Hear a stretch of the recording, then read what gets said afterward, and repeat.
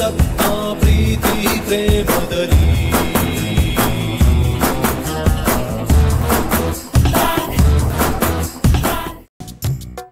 What is this, Kanta? What is this? I don't like it. I don't like it.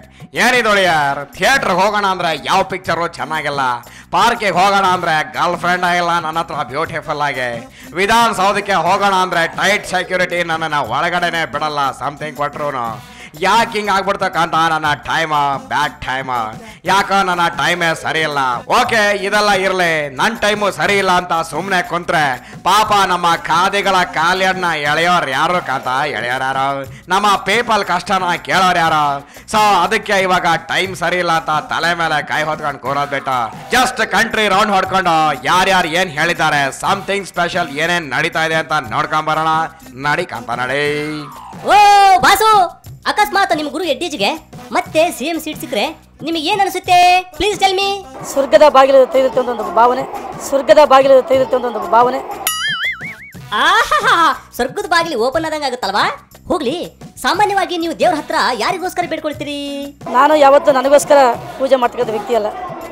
ಭಗವಂತ ಪ್ರತಿಯೊಬ್ಬ ಸಕಲ ಜೀವರಾಶಿಗೆ ಒಳ್ಳೇದು ಮಾಡಲಿ, ನಮ್ಮ ನಾಯಕರಾದ ಯಡಿಯೂರಪ್ಪನವರಿಗೆ ಒಳ್ಳೆ ದಿನಗಳು ಆದಷ್ಟು ಬೇಗ ಬರಲಿ ಅಂತೇಳಿ ಪ್ರಾರ್ಥನೆ ಮಾಡಿದೆ. ಓಹೋ ಹಂಗ, ಓಕೆ, ನಿಮ್ಗೆ ಆ ಗಾಡ್ ಹೃದಯ ಒಳ್ಳೇದು ಮಾಡಲಿ. ಅಂದಾಗೆ ಜನಾರ್ದನ್ ರೆಡ್ಡಿ ನೆನಪು ಇವಾಗೆ ಕಾಯ್ತು. Please tell me. ನಮ್ಮ ಅನೇಕ ಶಾಸಕ ಮಿತ್ರರು ಸಲಹೆಯನ್ನು ಕೊಟ್ಟರು.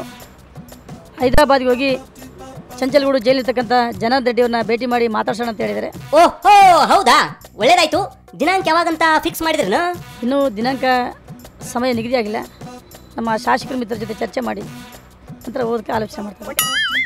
ಇದೆಲ್ಲ ಏನು ಸಿಎಂ ಸಾಹೇಬ್ರೆ, ಮ್ಯಾಟ್ರ್ ಹಿಂಗಾಗೈತಲ್ಲ? ನಾನು ಅವರಲ್ಲಿ ಮಾತಾಡ್ಕೊಂಡೆ ಮತ್ತೆ ಏನಾರು ಮಾಡ್ತೇನೆ ಅಂತ ಮೊದಲಿಂದಲೇ ಹೇಳ್ತಾ ಇದ್ದೇನೆ. ಮಾತಾಡಿಲ್ಲ, ಅದನ್ನು ಮಾತಾಡ್ತೇನೆ ಒಂದು ವಾರದೊಳಗೆ. ಓಹೋ ಹಂಗ, ನಿಮ್ಗೆ ಗೊತ್ತೇ ಅಲ್ವಾ? ಇರ್ಲಿ ಬಿಡಿ. ಇಲ್ಲೇ ನಮ್ಮ ಸುರೇಶ್ ಗೌಡ ಏನೋ ಬಾಂಬ್ ಹಾಕಿದಾರಂತೆ.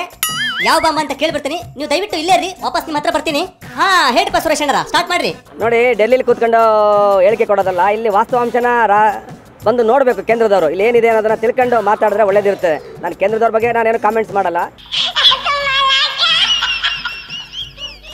ರಾಜ್ಯ ರಾಜಕಾರಣದ ಬಗ್ಗೆ ಸ್ಪಷ್ಟವಾದ ಎಷ್ಟು ಜಿಲ್ಲೆಗಳಿದೆ, ಎಷ್ಟು ಜಿಲ್ಲೆಯಲ್ಲಿ ಯಡಿಯೂರಪ್ಪನವರ ಪ್ರಾಬಲ್ಯ ಇದೆ, ಆ ಜಿಲ್ಲೆಗಳಿಗೆ ಯಡಿಯೂರಪ್ಪನವರ ನಾಯಕತ್ವ ಬೇಕಾಗಿದೆ ಅನ್ನೋದನ್ನ ಡೆಲ್ಲಿಯವರು ಒಂದು ಪ್ರವಾಸ ಮಾಡಬೇಕು. ರಾಜ್ಯ ಪ್ರವಾಸವನ್ನು ಮಾಡಿದ್ರೆ ಸ್ಪಷ್ಟವಾದ ಚಿತ್ರಣ ಸಿಗುತ್ತೆ.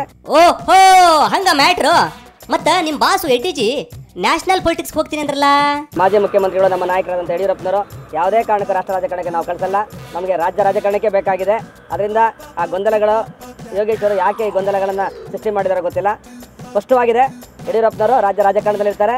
ಮುಂದಿನ ದಿನಗಳಲ್ಲಿ ನಮ್ಮ ನಾಯಕರಾಗಿ ಮುಖ್ಯಮಂತ್ರಿಗಳಾಗಿ ಬರ್ತಾರೆ. ಓಹೋ ಹೋಗಲ್ವಾ?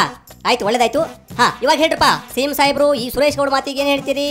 ಸುರೇಶ್ ಗೌಡರು ಹೇಳಿದಂಥ ಹೇಳಿಕೆಗಳ ಬಗ್ಗೆ ಮತ್ತೊಂದರ ಬಗ್ಗೆ ಮಾಧ್ಯಮದಲ್ಲಿ ಓದಿದ್ದೇನೆ. ಆದರೆ ಇದೊಂದು ಆಂತರಿಕ ವಿಚಾರದ ಕಾರಣ ಅವ್ರನ್ನ ಕರೆಸಿ ಮಾತಾಡುವಂಥ ಜವಾಬ್ದಾರಿ ನಂದಿದೆ. ಅದನ್ನು ಕರೆಸಿ ಮಾತಾಡಿಕೊಂಡು ಮುಂದೆ ಏನು ಮಾಡಬೇಕು ಅಂತ ಹೇಳೋದು ನೋಡ್ತಾರೆ. ಆಯ್ತು ಬಿಡಪ್ಪ, ಅದು ನಿಮ್ಮ ಆಂತರಿಕ ವಿಚಾರ. ಅಲ್ಲಿ ನಿಮ್ಮ ಪ್ರೆಸಿಡೆಂಟ್ ಸಾಹೇಬ್ರು ಏನೋ ಇದಾರಂತೆ, ನೋಡ್ಕೊಂಡು ಬರ್ತೀನಿ. ಓಹೋ ಹೋ ಹೋ ಇಶು ಅಂಕಲ್, ಇವತ್ತರ ಹೇಳ್ರಿ, ಎಡ್ಡಿಜಿ ನಿಮ್ಮ ಬಗ್ಗೆ ಹಂಗೆ ಯಾಕಂದ್ರು ಅಂತ? ನಾನು ಇವತ್ತಿನ ತನಕ ರಾಜ್ಯದಲ್ಲಿ 4 ಜನ ಗುರುತಂಥ ಒಬ್ಬ ಕಾರ್ಯಕರ್ತರಾಗೋದಕ್ಕೆ ಕಾರಣ ನನ್ನ ಹಿರಿಯರು. ಪರಿವಾರದ ಹಿರಿಯರು ಯಾವ ರೂಪದಲ್ಲಿ ಈ ಸಂಘಟನೆಯನ್ನು ಬೆಳೆಸಬೇಕು ಅನ್ನೋಂಥ ಮಾರ್ಗದರ್ಶನ ಮಾಡ್ತಾರೆ. ಅವ್ರ ಮಾರ್ಗದರ್ಶನದಲ್ಲಿ ನಡೀತೇನೆ. ನಂಬರ್ 1. ಓಕೆ, ನಂಬರ್ 1 ಆಯ್ತು. ಇವಾಗ ನಂಬರ್ 2. ನಂಬರ್ 2, ನಮ್ಮ ರಾಷ್ಟ್ರೀಯ ನಾಯಕರು ಏನು ತೀರ್ಮಾನ ತಗೋತಾರೆ ಅದಕ್ಕೆ ನಾನು ಬದ್ಧವಾಗಿರ್ತೇನೆ. ಓಕೆ ಅಂಕಲ್, ಏನ್ರ ಮಾಡ್ರಿ, ನಿಮ್ಗೆ ಬಿಟ್ಟು ವಿಷಯ. ನಮ್ಮ ತಲೆ ಇಟ್ಟು ಕಾಯ್ತಾ ಇರ್ತಾನೆ, ಬರ್ತೀನಿ. Bye bye. ಓಕೆ, ಕೇಳಿದ್ರ ಪೀಪಲ್, ಇವರ ಟ್ರಿಕ್ ಗಿಮಿಕ್ ಎಲ್ಲಾನು ಇದ್ದದ್ದೆ. ಓಕೆ ಫೈನ್, ಇವಾಗ ನಡಿಕಂತ ನನ್ನ ರೆಡ್ ಹೈ ಅಂಡ್ ಕಾರ್ನ ಐಚೆ ತೆಗಿತೀನಿ. ಚನ್ನಪಟ್ಟಣಕ್ಕೆ ಹೋಗಿ ಚಾಟ್ ಮಸಾಲ ತಿನ್ಕೊಂಬರೋಣ. ನಡಿಕಂತ ನಡಿ.